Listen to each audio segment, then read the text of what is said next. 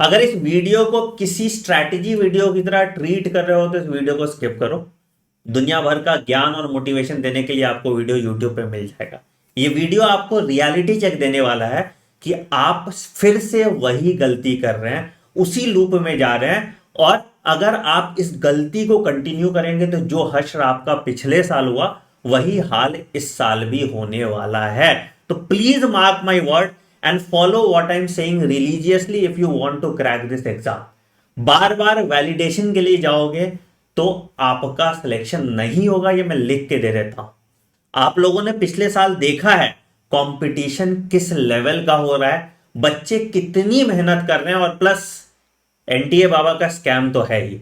तो आपको इन सब ऑड्स के अगेंस्ट सरवाइव करना है अगर आपको अपने सपनों का मेडिकल कॉलेज चाहिए तो। हम सितंबर में इंटर कर गए हैं और अब इफेक्टिवली आपके पास सिर्फ और सिर्फ 7 महीने बचे हैं और आप अभी भी वही पिछले साल की गलतियां दोहरा रहे हो। क्या करते हैं बच्चा जो तैयारी करना होता है सबसे पहले, कि आपने अपनी तैयारी को डिले किया। क्यों? आपको लग रहा था कि आपको कॉलेज मिल जाएगा या मैं एडमिशन ले लूंगा, मैं काउंसलिंग का वेट कर लूंगा, जबकि मैंने कट ऑफ वीडियोस में आपको क्लियरली बताया था कि इस मार्क्स पे ये मिलेगा, इस मार्क्स पे ये नहीं मिलेगा, and you should have start preparing from that point only. ठीक है, खैर देर आए दुरुस्त है, इसको अभी इग्नोर मारते हैं। जो गलती आपने की उसको भूल जाते हैं। दूसरी गलती आप क्या करोगे, शुरू करोगे कि आप फिर से कोई कोर्स ज्वाइन करोगे और शुरू से पढ़ना स्टार्ट करोगे। तो होता यही है सारे बच्चों के साथ। अब तो मैं रोज ऑफलाइन बच्चों के साथ डील कर रहा हूं, सेम प्रॉब्लम वो भी करते हैं। क्या करेंगे सर? हम शुरू कर देंगे फिजिक्स में यूनिट एंड डायमेंशन, हम शुरू कर देंगे बायोलॉजी में लिविंग वर्ल्ड, हम शुरू कर देंगे मोल कॉन्सेप्ट, केमिस्ट्री।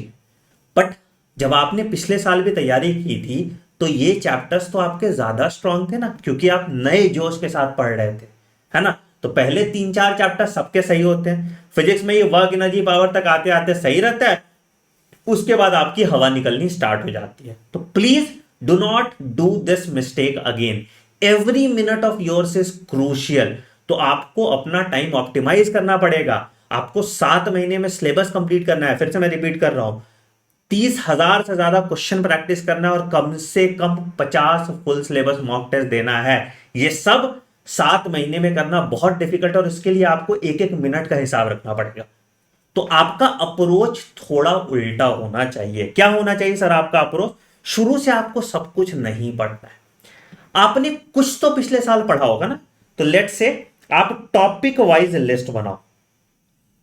ठीक है, कि अच्छा सर मैंने ये वाला टॉपिक पहले पढ़ लिया, ये मुझे 80% एक्यूरेसी के साथ आता है, ये मुझे 90% एक्यूरेसी के साथ आता है, ये मुझे 70% एक्यूरेसी के साथ आता है। ठीक है, ऐसा कोई भी टॉपिक है जो आपको 70% एक्यूरेसी के साथ आता है, कि तुमको कॉन्फिडेंस है कि हाँ इसके सवाल मेरे बन जाते हैं, तो इन टॉपिक्स का थ्योरी मत पढ़ो।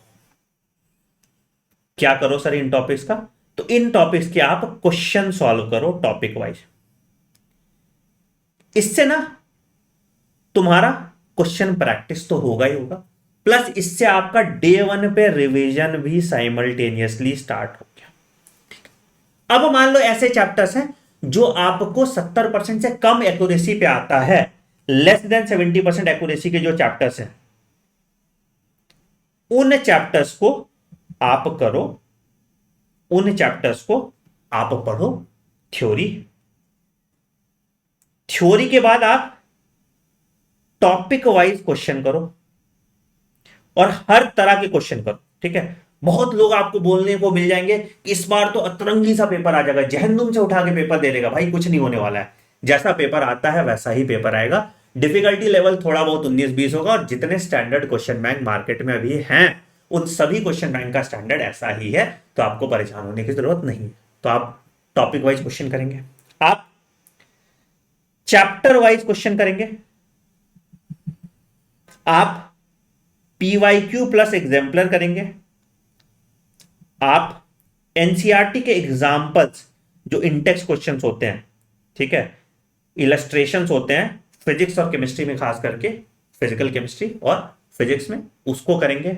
और उसके बाद आप तभी चैप्टर को कंप्लीट मानेंगे। ठीक है, जितने भी क्वेश्चन आपसे नहीं बन रहे हैं उसको एक नोटबुक में डालो, जिसको हम बोलते हैं मिस्टेक नोटबुक। ठीक है, always refer to two things only. Lecture के लिए एक टीचर पकड़ो, ठीक है, तुमको दुनिया में किसी लेक्चर के लिए कोई कोर्स ज्वाइन करने की जरूरत नहीं है। मेरा भी कोर्स ज्वाइन करोगे, मेरे सारे कोई भी टॉपिक तुम सर्च मारो चैप्टर के नाम के साथ, डॉक्टर आनंद मनी जोड़ दो, तुमको उसका वीडियो मिल जाएगा।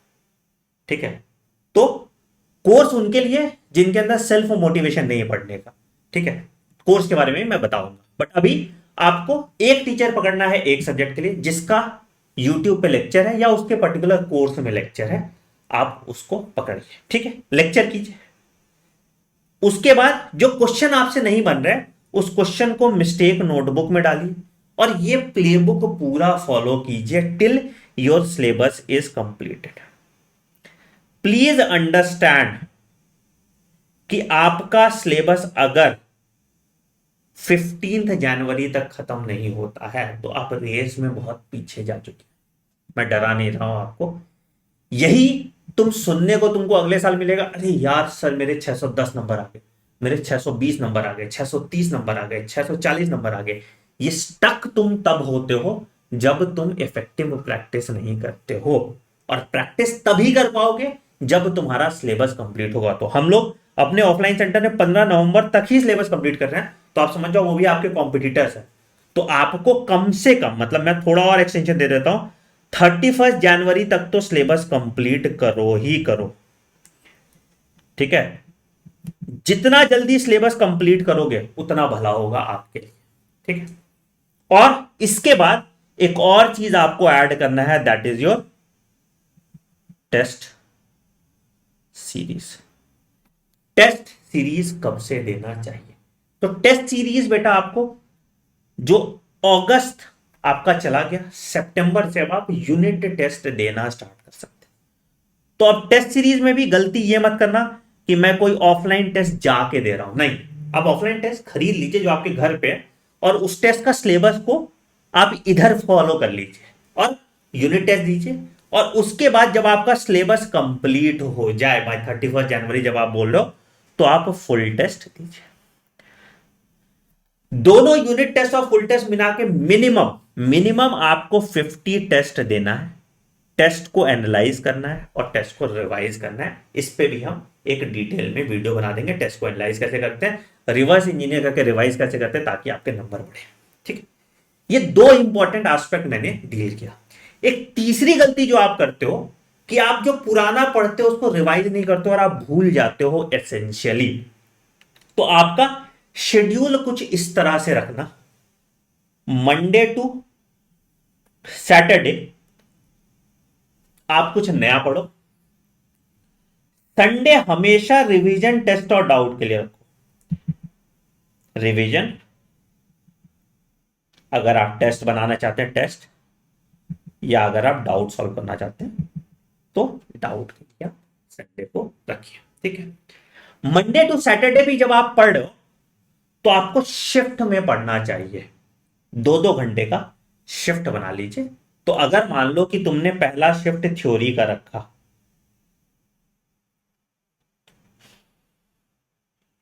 ठीक है, तो दूसरा शिफ्ट प्रैक्टिस का रखो। ठीक है, फिर थ्योरी फिर प्रैक्टिस। तो मतलब 1 day you should study 2 subjects. एक पार्ट पढ़ो कॉन्सेप्चुअल और एक पार्ट पढ़ो रट्टाफिकेशन। तो तुम्हारा बैलेंस रहेगा, तुम्हारा एफिशिएंसी सॉल्व होके देगा। तो ये शेड्यूल फॉलो कीजिए आप मंडे टू सैटरडे का, और रिवीजन कीजिए। मिनिमम 10 घंटे आपको पढ़ना पड़ेगा, मिनिमम 10 आवर्स। मतलब अगर तुमको चाहिए तो मैं अपने ऑफलाइन का शेड्यूल डाल दूंगा अपने टेलीग्राम चैनल t.me/anand001 पे। ठीक है, वहां से तुम फॉलो कर सकते हो वो सेम शेड्यूल। ठीक है, बट मिनिमम 10 घंटे आपको पढ़ना पड़ेगा, चाहे रात में पढ़ो चाहे दिन में पढ़ो। एक और चीज ध्यान रखना, डू नॉट स्लीप 2 से 5 PM तक अगर ये करोगे, इतनी तेज नींद आएगी ना तुमको एग्जाम में, तुम्हारा बॉडी का क्लॉक अभी से सेट करके रखो ताकि तुम इस टाइम पे सबसे ज्यादा एफिशिएंट हो। और इस टाइम पे हमेशा आप क्वेश्चन प्रैक्टिस ही कीजिए ताकि आपका ब्रेन एजाइल रह पाए। ये सारी चीजें आपको करनी पड़ेंगी, तभी आपका सिलेक्शन होगा। एक और इंपॉर्टेंट चीज, स्क्रीन टाइम कम करो। Screen time I mean by Instagram, WhatsApp वगैरह वगैरह, ठीक है, जो आप आशिकी के लिए करते हो या कुछ इंटरटेनमेंट के लिए करो, तो इंटरटेनमेंट टाइम कम कीजिए, ठीक है, नहीं तो चले जाओगे अंदर। हम लोग भी ऑफलाइन में 1 घंटा ऐसे फोन देते हैं रात को 8 से 9, दैट इज इट। बाकी टाइम फोन का कोई जरूरत नहीं। तो इंटरटेनमेंट टाइम आपको कम करना पड़ेगा, तभी आप इस पे फोकस करके अच्छे सिस्टमैटिक तरीके से पढ़ पाएंगे, ठीक है। तो प्लेबुक बहुत बहुत बहुत सिंपल है। सबसे पहले आप अपना टॉपिक का प्रायोरिटी लिस्ट बनाइए, क्या आपको आता है, क्या आपको नहीं आता। उसके बाद आप अपना टू डू लिस्ट बनाइए कंप्लीशन का। उसके बाद जिस सीक्वेंस में मैंने बताया, टॉपिक वाइज क्वेश्चन करके पूरा चैप्टर खत्म कीजिए, फिर पीवाईक्यू एग्जाम्पलर कीजिए, फिर चैप्टर वाइज टेस्ट दीजिए, और उसके बाद जो गलतियां हैं उसको मिस्टेक नोटबुक पे लिखिए। मंडे टू सैटरडे तक आप पढ़िए, संडे को रिवाइज कीजिए और अपना सिलेबस कंप्लीट कीजिए bye 31 January.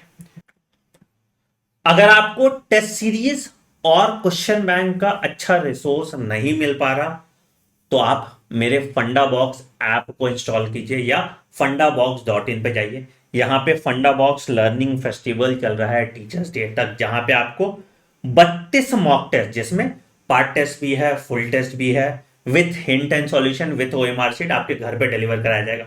Physics, chemistry and biology का क्वेश्चन बैंक और पिछले 30 साल का पीवाईक्यू और एग्जाम्पलर, ये सारा बंडल आप ले सकते हैं 2999 में। अगले 5 से 10 दिन में आपके घर पर डिलीवर हो जाएगा और यहां से आप परचेज कर सकते हैं इसको। और ये प्रैक्टिस किट के मदद से तुम नीट का 90% से ज्यादा question as it is predict कर दोगे, मतलब इसके बियॉन्ड सवाल बन ही नहीं सकता। तो आप थ्योरी कहीं से भी पढ़िए, क्वेश्चन यहां से जरूर सॉल्व कीजिए। आई होप इसको आप सिस्टमैटिक तरीके से इंप्लीमेंट करेंगे। और ये एक रियलिस्टिक स्ट्रेटेजी हुआ। हवा में मैं बात करता, तुमको दुनिया भर की कहानी सुनाता, दुनिया भर का मोटिवेशन देता कि तुम कर सकते हो, तुम पढ़ सकते हो, बट पढ़ना और करना कितना डिफिकल्ट होता है वो मैंने आपको समझाया। अब अगर आपके अंदर क्षमता है तो आप इस एग्जाम को क्रैक कर सकते हैं by following this playbook. This is the ultimate way how you can optimise your time और बचे हुए समय में एक टॉपर की तरह पढ़ सकते हैं।